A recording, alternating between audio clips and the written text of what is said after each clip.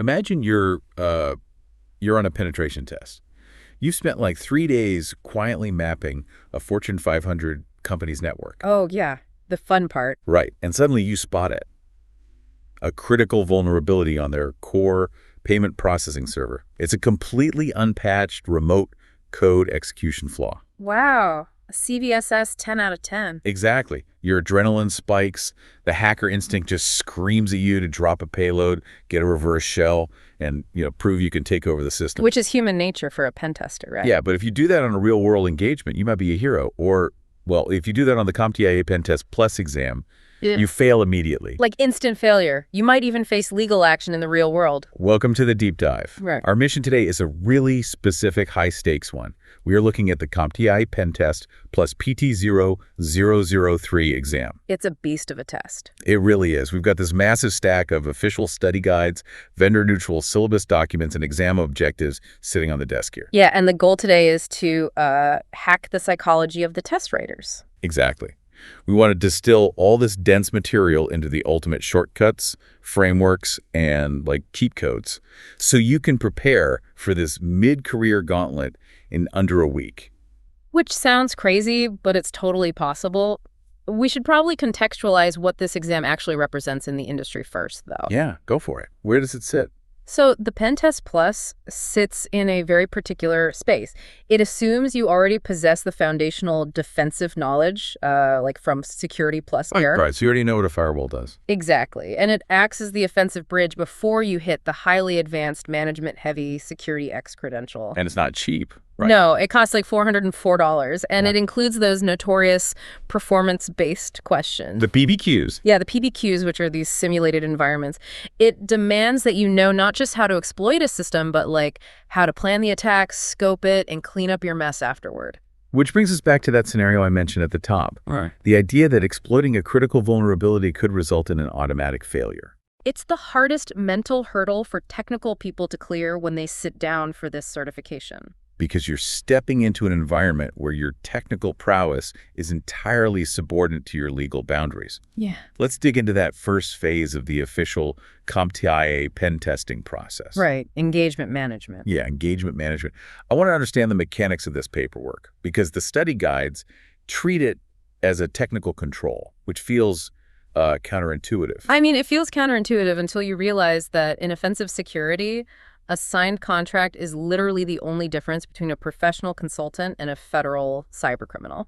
That is a terrifying but accurate way to put it. It's true. The exam tests your understanding of these, get-out-of-jail-free cards with intense scrutiny. You have to know the precise functional differences between the foundational documents. Okay, so I see 5 major acronyms dominating this section in our notes. We've got ROE, exclusions, MSA, SOW, and NDA. The big 5. Let's look at the MSA first, the Master Services Agreement.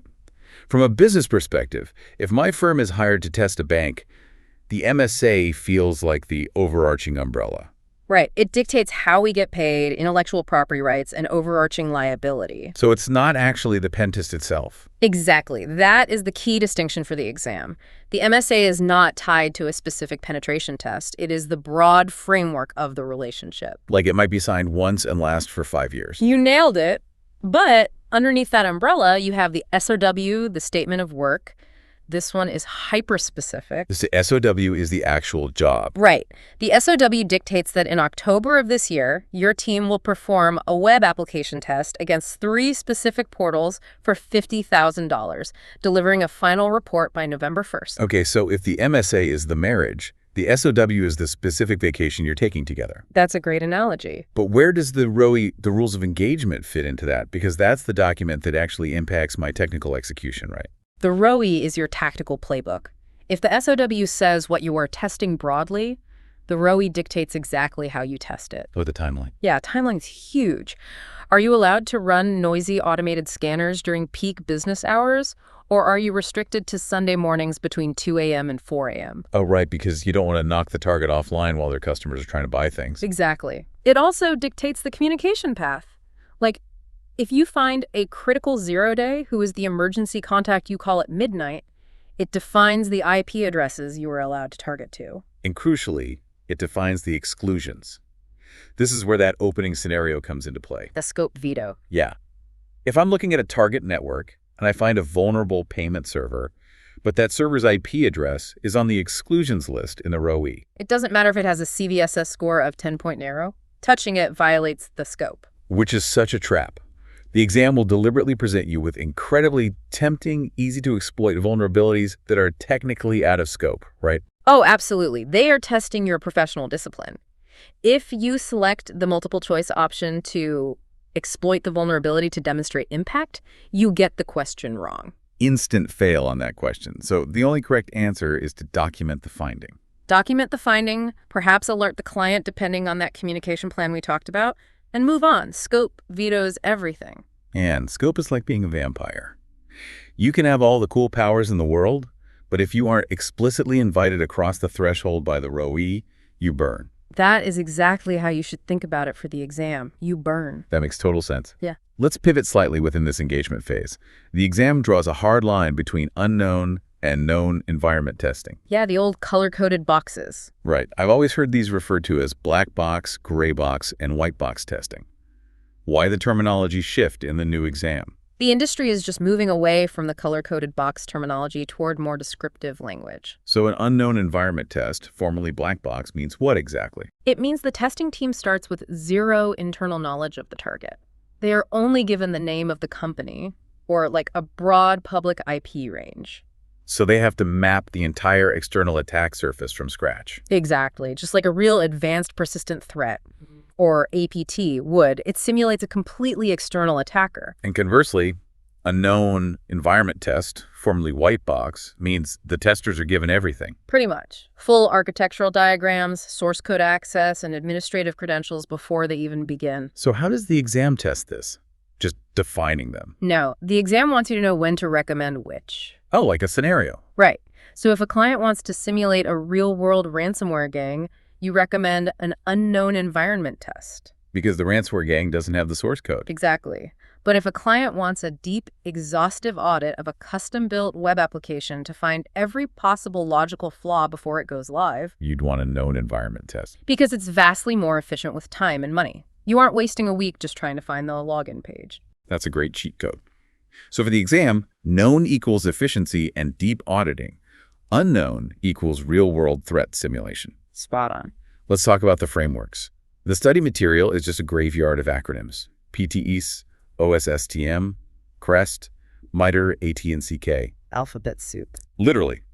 When I'm reading an exam question that's a paragraph long, how do I parse these apart? Because I've always struggled with the difference between PTES and OSSTMM. They both just read as generic how to do a pen test methodologies to most people. They are frequently confused, which is why CompTIA loves testing them. So give us the translation guide, the cheat codes. So let's build it right now. Yeah. If you see the term PTES, the Penetration Testing Execution Standard, I want you to think of a chronological project management timeline. Like step 1, step 2, step 3. Yes. PTES defines the 7 phases of a pen test from pre-engagement to reporting. It's structural.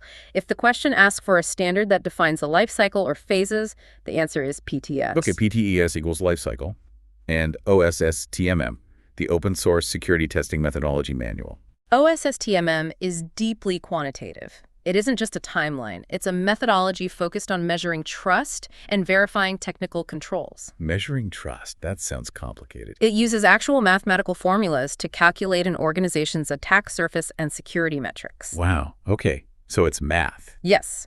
If the exam question mentions a quantitative methodology measuring trust or a broad, open security testing manual, you are looking at OSSTMM. That distinction is incredibly helpful. PTES is the timeline, OSSTMM is the math.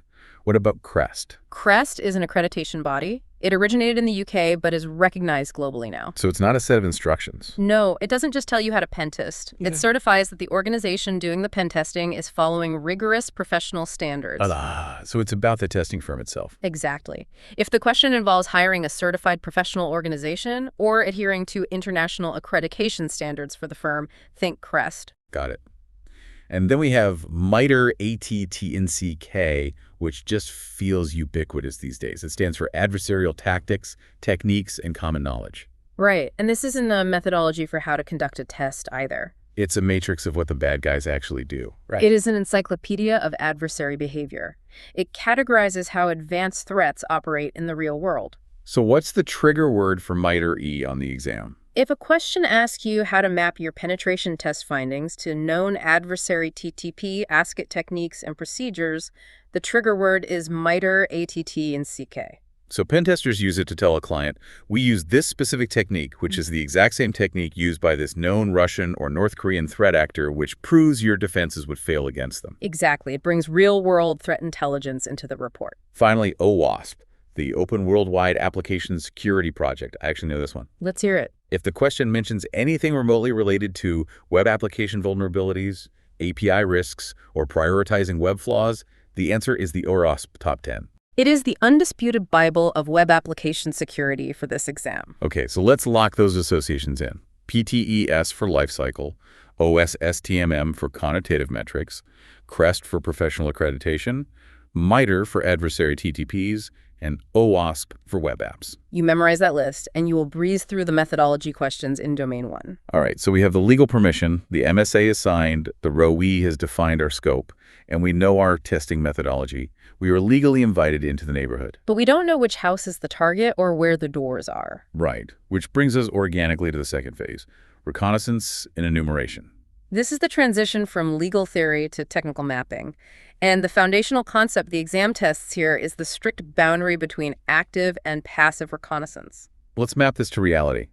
Passive reconnaissance is open source intelligence, or OSINT, right? Yeah, OSINT. So it means I'm gathering information about the target without my IP address ever actually touching their servers. Correct. You aren't scanning them directly.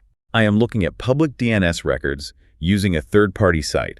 I'm querying the WHOAS database to see who registered their domain.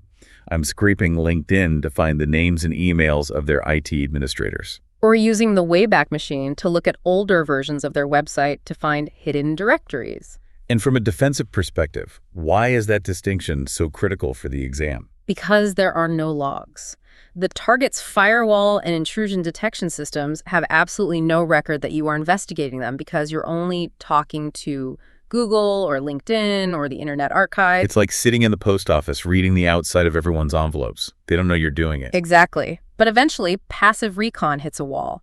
You have to pivot to active reconnaissance to map the actual network infrastructure. An active recon means you are sending packets directly to the target's IP addresses. Yes. You are interacting with their routers, their firewalls, and their web servers directly. Which brings us to the undisputed king of active recon on this exam, Nmap, the network mapper. Oh, CompTIA loves Nmap. The study guides are packed with Nmap flags. They really are. Yeah. But I want to focus on the absolute highest yield concept for the test, the -SS flag, the TCP SYN scan. It is the default scan for Nmap if you run it with root privileges, and it is easily the most tested scanning concept on the PenTestPlus flag. To understand why it's so important, we have to understand the normal TCP three-way handshake first. Let's break it down. So it's the standard protocol for establishing a connection on the internet. It's like a highly formalized phone call. A very polite phone call. Right. I dial your number and say, hello, I want to talk. That's the SYN packet. For synchronize, you pick up and say, I hear you. Hello back. That's the SYN ACK packet. And then finally you say, great, I hear you too. Let's talk. That's the ACK packet. Once that three-way handshake is complete, the connection is established and data can flow. Exactly. And a standard Nmap Connect scan, which uses the -ST flag, completes that entire process for every single port it checks. It makes the full phone call. But the problem with that is, The problem is when you complete the handshake, the target application, say a web server or an SSH daemon, logs the connection. It writes it down. it says IP address X successfully connected at this time. So it's very loud, very noisy. Yes. So how does the -SS TCP SYN scan bypass that? By hanging up the phone early. Exactly. It sends the initial SYN packet. The target server, wanting to be helpful, responds with the SYN ACK packet, indicating the port is open and ready. But instead of sending the final ACK packet to complete the handshake, Nmap immediately sends an RST packet a reset. It tears down the connection before it's fully established. so it's the equivalent of dialing the number, waiting for them to say hello, Yeah. knowing they're home, and then instantly slamming the phone down. Yes. And historically, because the connection was never fully established, older firewalls and applications wouldn't log it. It was considered a stealth scan. I assume modern firewalls catch that now, though. Oh, modern stateful firewalls absolutely detect SYN scans. But the exam still leans heavily on the historical context. Okay, so the cheat code. If you see --SS, you must immediately associate it with a fast, half-open, stealthy port enumeration technique. Memorize that phrase. Fast, half open, stealthy. Got it. What about packet observation? We've found the open ports, but sometimes we need to actually look at the traffic flowing across the network. Right, sniffing the packets. The exam lists Wireshark and TCP dump. They both capture packets, but how do I know which one a PBQ wants me to use? It really comes down to the operating environment. Wireshark is a graphical user interface, a GUI. Right, you click on things. Exactly. It's visually dense, color-coded, and allows you to click through packet headers. It's fantastic for deep desktop-based analysis. But if you're pivoting through a compromised Linux server in a terminal, you don't have a GUI. No, you just have a command line, and that's where TCP dump comes in. So TCP dump is the lightweight command line version. Yes. TCP dump is the command line packet analyzer for Unix and Linux environments. The exam will often test your knowledge of BPF or Berkeley packet filter syntax, which TCP dump uses. So if a question asks for a tool to capture traffic on a headless Linux server or to script automated packet captures without a desktop environment, the answer is TCP dump. Perfect. Okay, here is a major tactical shortcut I noticed in the material. The exam doesn't just ask, what does this tool do? In a vacuum, it presents a scenario. Right, they love scenarios. Like, you have target Y running protocol Z. Which tool is appropriate? I call this the target plus protocol equals tool formula. That is the best way to study for Domain 2. Stop memorizing tools as a list. Start memorizing the combinations. Let's walk through the most heavily tested combinations right now. Let's start with DNS, the domain name system, which operates on port 53. If the scenario involves DNS, what is the pen tester usually trying to achieve? You want to map their internal network routing. And the holy grail of a DNS misconfiguration is a zone transfer, right? Yes, an AXFR request. A zone transfer is a mechanism designed for primary and secondary DNS servers to synchronize their records. But if it's misconfigured? If it's misconfigured to allow any IP address to request a transfer, the pen tester can ask the server to dump its entire directory of every subdomain, every mail server, and every IP address it knows about. It's a massive information leak. So what tools does the exam expect us to use for that? DIG or NSLOOKUP. If you see port 53 or a need to enumerate subdomains and test for zone transfers, the tool is DIG. Okay, port 53 plus zone transfer equals DIG. Let's try another one. Port 161 and 162. That's SNMP, the Simple Network Management Protocol. SNMP is used for monitoring network devices like routers, switches, printers. The issue with early versions, like SNMP v1 and v2c, is that they authenticate using community strings, which are essentially just passwords sent in clear text over the network. And the defaults are famously just the words public for read-only access and private for read-write access. So if the exam presents a scenario where you've discovered UDP port 1621 open and you need to enumerate device information by guessing these community strings, what tool do you select? SIMPWalk. It walks the entire MIB tree, the management information base, and pulls all that data. Protocol 161 plus community strings equals SIMPWalk. Exactly. What about VNC, virtual network computing, on port 5900? VNC is a graphical desktop sharing system. It's basically remote access. The vulnerability is often weak authentication or no authentication at all on the RFB protocol it uses. So to exploit this, you would use an online brute forcing tool, which would be Hydra. So port 5900 plus weak authentication equals Hydra. This formula approach is incredibly powerful. You look at the variables in the question, and the equation solves itself, bypassing all the distractor answers CompTIA throws at you. Which brings us to the next critical phase. You've done the recon. You've used Nmap. You found open ports. You've identified the services. Now you run a vulnerability scanner, like Nessus or OpenVAS. And it spits out a 500-page PDF report of potential vulnerabilities. Right. Do you just start attacking the one with the scariest name? Not if you want to pass. This is where we transition into vulnerability discovery and prioritization. And this is where the exam sets its most elaborate traps, right? Oh, massive traps. We have to understand the multidimensional prioritization matrix. It's not just about the technical severity of the bug. The exam leans heavily on the Common Vulnerability Scoring System, CVSS, specifically version 3.1. You have to understand that the CVSS base score, that number from 0 to 10.0, is only part of the equation. The base score measures the intrinsic qualities of a vulnerability. How easy is it to exploit? Does it require authentication? Does it allow for remote code execution? Right, but the base score doesn't know anything about the specific network it's sitting on. Give me an example of how they test this. Okay, a vulnerability might be a 9.8 critical, but if it's on an air-gapped system locked in a basement with no network connection, the actual risk to the business is 0. Exactly. This is where environmental metrics come in. The exam will present you with 2 vulnerabilities and ask you to prioritize them. Let's do a scenario. Vulnerability A is an unpatched flaw on an ancient internal printer. The CVSS base score is a 9.8 because anyone on the same network segment could take it over without a password. Okay, 9.8 printer. Vulnerability B is an authentication bypass flaw on the company's main internet-facing VPN gateway. The CVSS base score is an 8.1 because exploiting it requires chaining 2 complex techniques together. Which one do you attack first? See, human nature says attack the 9.8. It's a higher number. It's critical. But the exam wants you to factor in asset value and exposure. The printer has low asset value and is isolated internally. The VPN gateway is the literal front door to the entire corporate network. It's exposed to the public internet, and its asset value is astronomical. The exposure and business context elevate the 8.1 VPN far above the 9.8 printer. You have to think like a chief information security officer, not just a script kiddie smashing the keyboard. You prioritize based on business risk. Exactly. You combine the technical severity with the asset's value, its exposure, and the defensive capabilities currently mitigating it, like a web application firewall or an EDR agent. Let's talk about another massive trap in this section. Scanner false positives. Vulnerability scanners are essentially just very fast guessing machines, right?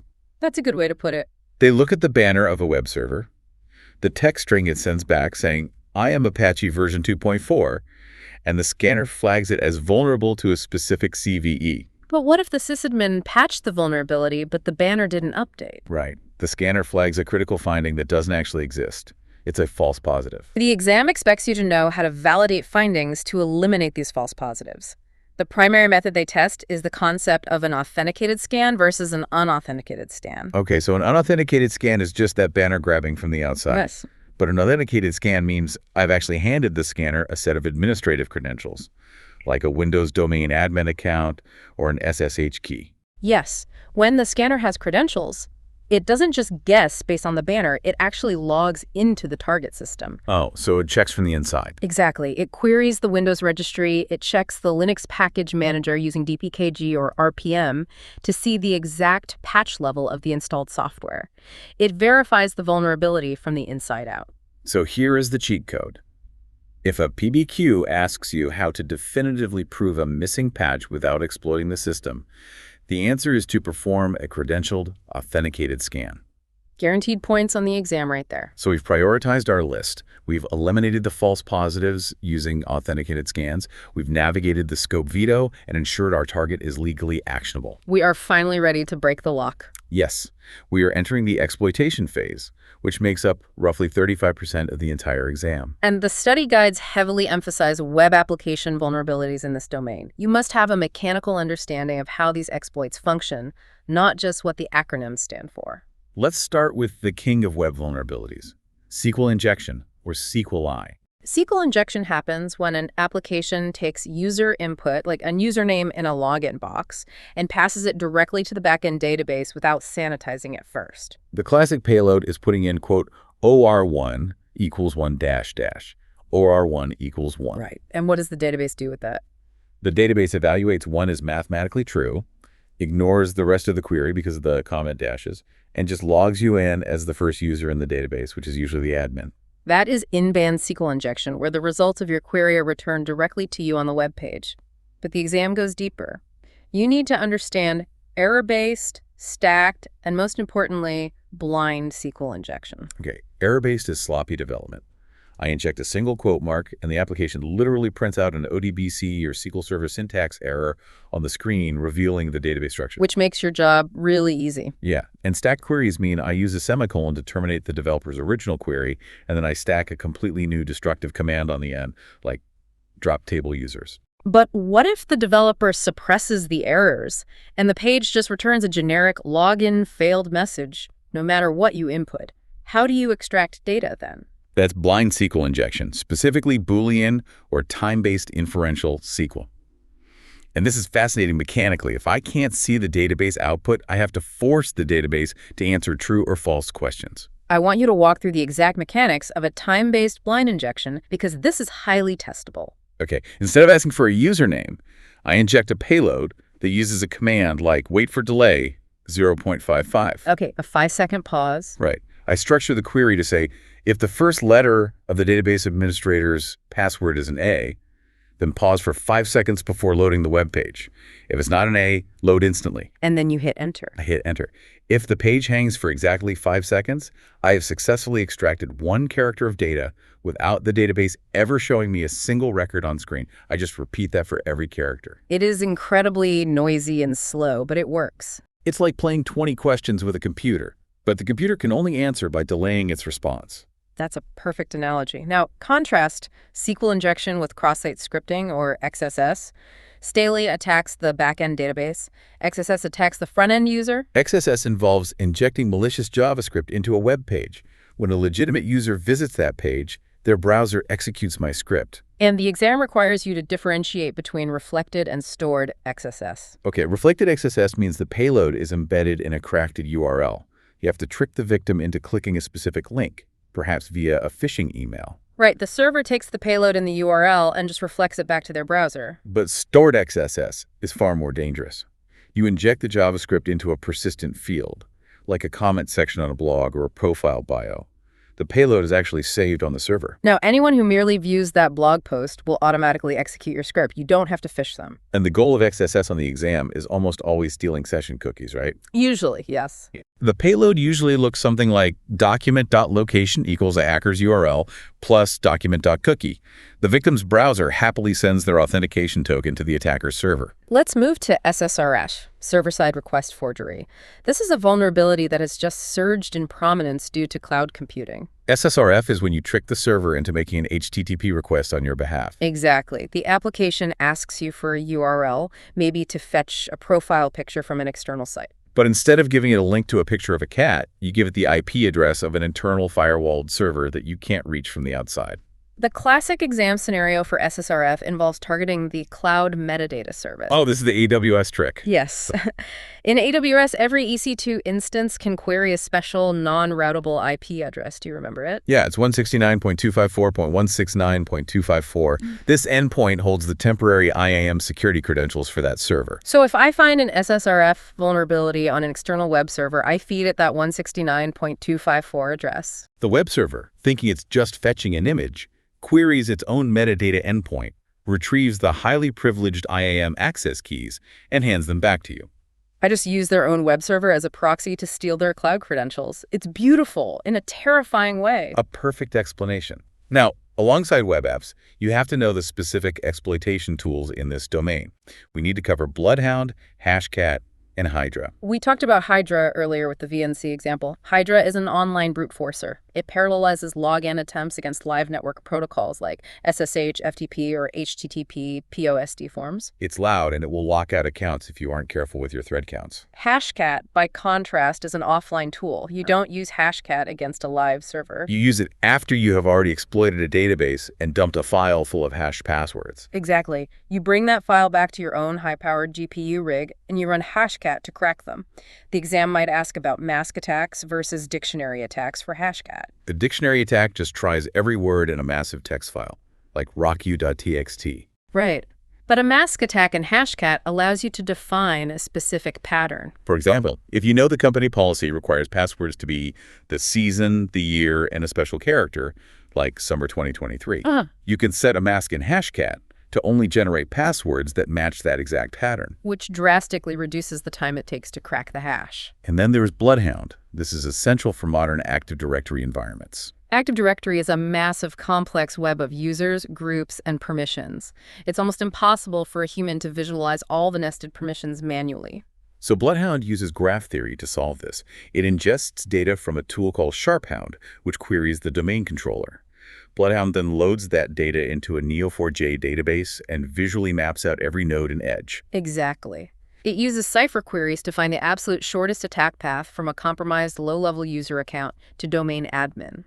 It might reveal that Bob in accounting has local admin rights on a server where a help desk admin left a session token, and that help desk admin can reset the password of a domain admin. If a PBQ asks you to visualize attack paths, Or identify nested Active Directory vulnerabilities. The answer is Bloodhound. Before we leave the exploitation phase, we really need to talk about evaluating exploit code. Oh, this is critical. The CompTIA objectives specifically state you must be able to analyze exploit code and determine its intent. If I find an exploit script for a CVE on GitHub, I can't just blindly fire it at the client server. Never. The exam will give you a snippet of Python or Bash script, supposedly an exploit, and ask you to identify the problem. You are looking for two major red flags. What's the first one? First, hard-coded IP addresses. The exploit might be designed to open a reverse shell, but the original author hard-coded their own IP address as the callback destination. So if you run it without reading it, you just gave a random person on the internet a backdoor into your client's network. I would be updating my resume that afternoon. Definitely. What's the second red flag? The second red flag is destructive commands. Pen testers are hired to demonstrate risk, not to cause outages. If the exploit code contains an os.system, rm-rf, or attempts to drop databases and wipe logs indiscriminately, you do not run it. There's also a heavy focus on API abuse now. We live in an API-driven architecture. How does the exam test API exploitation compared to a traditional web app? The focal point for API testing on the PenTestPlus is often JSON Web Tokens, or JWTs. These are stateless authentication tokens used heavily in REST APIs. The JWT has three base64 encoded parts separated by periods: a header, a payload, and a signature. Right. And the signature is supposed to prevent tampering. The server hashes the header and payload with a secret key. So if I change the payload to say role equals admin, the signature won't match anymore, and the server rejects it. In theory, yes, but a very common, highly testable vulnerability is manipulating the header. The header defines the algorithm used for the signature, often HS256. Okay, so what's the trick? If you intercept the JWT using a tool like Burpsuite or Postman, and you change the algorithm field in the header to the word none and strip the signature off entirely. Wait, really? Yeah. The poorly configured backend API parses the header, sees alg, none, and says, oh, I guess I don't need to check the signature at all. It accepts your modified payload, and you are now the admin. That is a brilliant logic flaw to look out for, changing the algorithm to none. So you've exploited the API, you've cracked the hashes, you've compromised the server, you are a domain admin. The natural instinct is to think the test is over. But if we stop there, we fail. Breaking in is only half the job. This transitions us to Section 5, post-exploitation.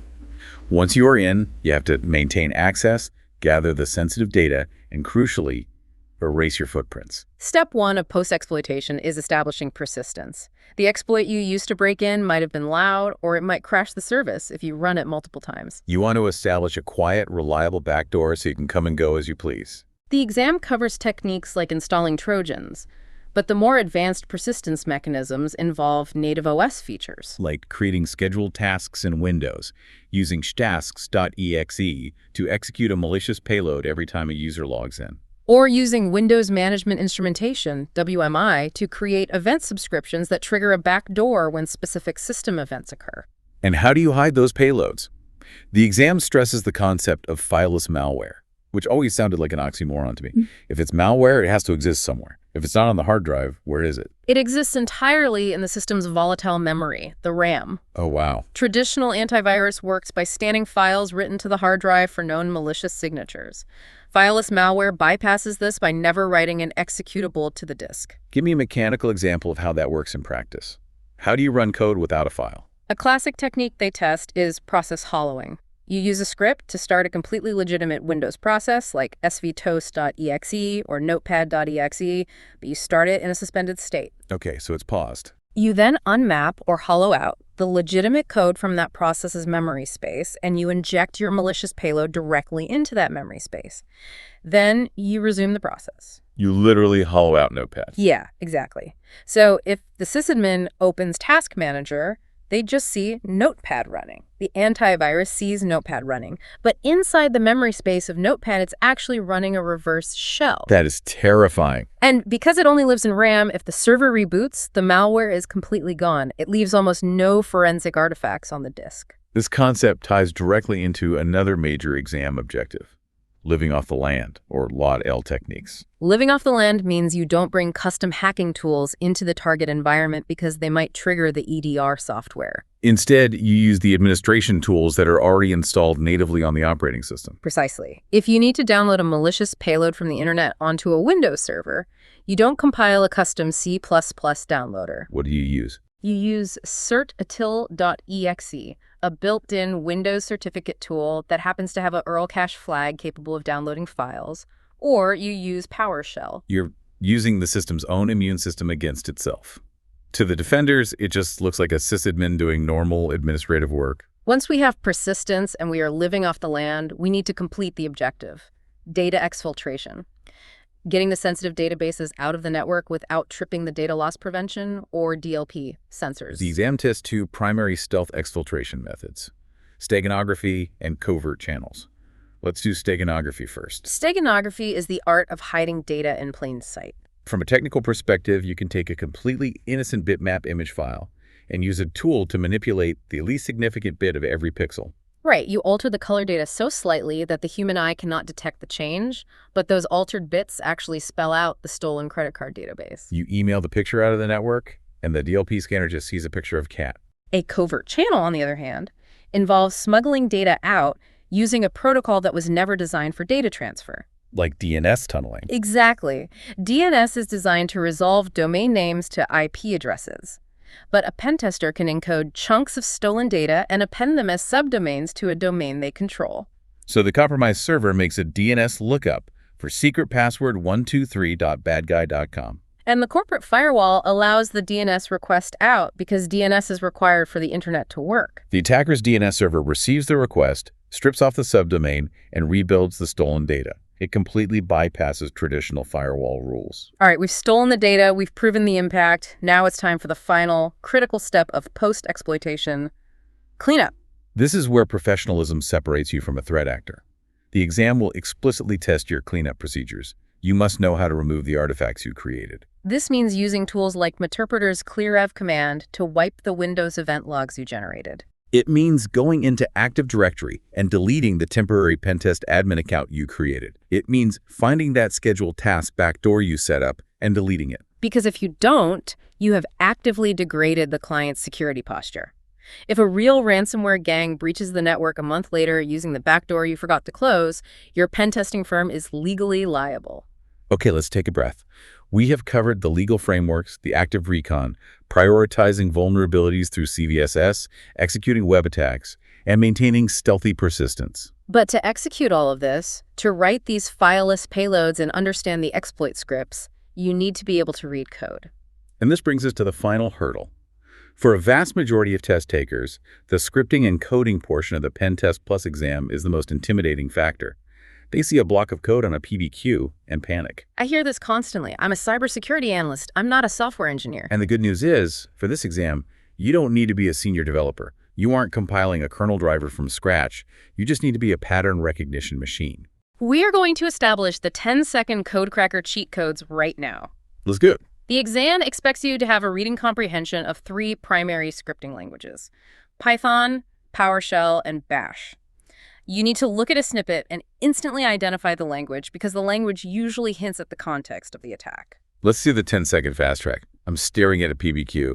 How do I instantly know I'm looking at Python? Look at the very top of the script. Do you see the word import? Like import requests or import sys, that's Python pulling in external libraries. Look at how functions are defined. You'll see the word def, followed by a colon. In fact, look for colons at the end of statements in general. And look at the structure. Python doesn't use brackets to group code blocks. It relies entirely on strict indentation. And if I see Python, what is the context? Python is the duct tape of offensive security. It is heavily used for interacting with web APIs, automating HTTP requests, and writing custom exploit scripts for CVEs. Okay, next up, PowerShell, the administrative king of Windows environments. PowerShell is visually aggressive and very easy to spot. Look for the $sign. Every single variable in PowerShell begins with the $sign, like user or process. Look for the verb noun structure, too. PowerShell commands, or seen in dillets, follow a strict naming convention separated by a hyphen. Get process, invoke web request, new item. Yes. You might also see deep integration with the .NET framework or execution policy bypasses like set execution policy bypass. If you see PowerShell, the context is almost universally Windows administration, Active Directory enumeration via tools like PowerView, or living off the land attacks. Finally, Bash, the default shell for most Linux distributions. How do we spot it? Look at the very first line. You will almost always see the shebang, #.binbash or #.binch. This tells the system what interpreter to use. You'll also see a heavy reliance on pipes, the pipe character, which takes the output of one command and feeds it directly into the next. You'll see text manipulation utilities chaining together, like catfile.txt, pipegrip password, pipeawk, print $2. And the flow control syntax in Bash is highly unique. Loops use the words do and done. If statements close with the word fi, which is just if spelled backwards. If you see shebangs, pipes, and backwards fi's, you are looking at Bash, and the context is Linux system administration, log parsing, or local privilege escalation. I love this structural approach. Imports and indentation mean Python. $signs and verb noun mean PowerShell. Shebangs and pipes mean Bash. You can identify the language in 3 seconds. But identifying a language is only half the battle on a performance-based question. The PBQ might drop you into a simulated terminal, present you with a 20-line script with a missing piece, and ask you to fix it. How do we navigate that without panicking? By applying a rigid interrogative mental model. When you face a wall of code on the exam, you must force yourself to ignore the complex syntax initially. Do not get bogged down in the variables. Instead, take a breath and ask yourself the 5 essential questions. This framework solves the vast majority of scripting PBQs. Let's walk through them. Question 1. What is the high-level goal of the script? Skim the code. Is it looping through a list of passwords? It's a brute forcer. Is it sending a massive payload to a memory address? It's a buffer overflow. Is it trying to map network shares, figure out the intent? Okay, goal is first. What's question 2? Question 2. What is the target? Look for IP addresses, URLs, or local file paths. Is this script attacking an external web server over HTTP? Or is it trying to read the local etc. shadow file on a Linux machine? Okay, goal and target. Question 3. What is the method of interaction? Look at the specific functions being called. Is it opening a raw TCP socket? Is it using a web request library to send HTTP POST data? Is it executing a local system command via the OS? This is where we isolate the mechanism. Precisely. Question 4. What is missing? PBQs love to present broken scripts. Is the web request missing an authentication header? Is the brute force loop missing an incrementing counter, meaning it will just run infinitely? Are you required to drag and drop a specific port number into a variable? And finally, question 5. Question 5. What security principle is being violated or exploited by this code? Does this script represent an insecure direct object reference? Is it exploiting broken access control? Is it a command injection flaw? Let's apply this to a hypothetical PBQ. I see a script. First, goal. It's looping through employee ID numbers from 1000 to 2000. Number 2, target. Target. It's pointing at api.company.com messenger profile. Number 3, method. Method. It's sending HTTP GET requests. Number 4, missing. Missing. The script is functioning perfectly, but it's pulling down PII for every single user without authenticating. And number 5, principle. Principle. This is an IDO vulnerability, insecure direct object reference, resulting from broken access control on the API. The 5 questions turn a terrifying block of code into a simple logic puzzle. Goal, target, method, missing, principle. If you bring that structured analytical approach into the exam room, the PBQs transform from a roadblock into guaranteed points. The exam is not testing your ability to write production-level software. It is testing your ability to audit logic. Okay, this has been an incredibly dense, highly technical deep dive. Let's summarize the ultimate shortcuts and cheat codes for the listener preparing to tackle the PenTestPlus in the next week. Number 1, respect the red tape. Understand the functional differences between your ROE, your MSA, and your SOW. If a target is on the exclusions list, the scope veto applies. You do not touch it, regardless of the CVSS score. Number 2, the formula for reconnaissance is target plus protocol equals tool. Don't memorize in a vacuum. Port 53 means zone transfers means dig. Port 161 means community strings means sembwalk. Number 3, understand the multidimensional nature of vulnerability prioritization. A CVSS base score is not enough. You must factor in asset value, exposure, and environmental metrics to determine true business risk. Number 4, be the ultimate stealth operator during post-exploitation. Master the mechanics of fileless malware and memory, utilize living off the land techniques to blend in, and always, always clean up your forensic artifacts when the job is done. And number 5, use visual structural fingerprints to instantly identify scripting languages and rely on the 5 essential questions goal: target, method, missing, principle, to deconstruct and conquer the performance-based questions. If you mastered those frameworks, you aren't just memorizing facts, you are thinking exactly how the exam writers want you to think. But before we wrap up today, I want to leave you with a final, slightly provocative thought to mull over. While digging through the absolute latest PT0-003 exam objectives, I noticed a fascinating detail. Oh, about the AI stuff. Yes.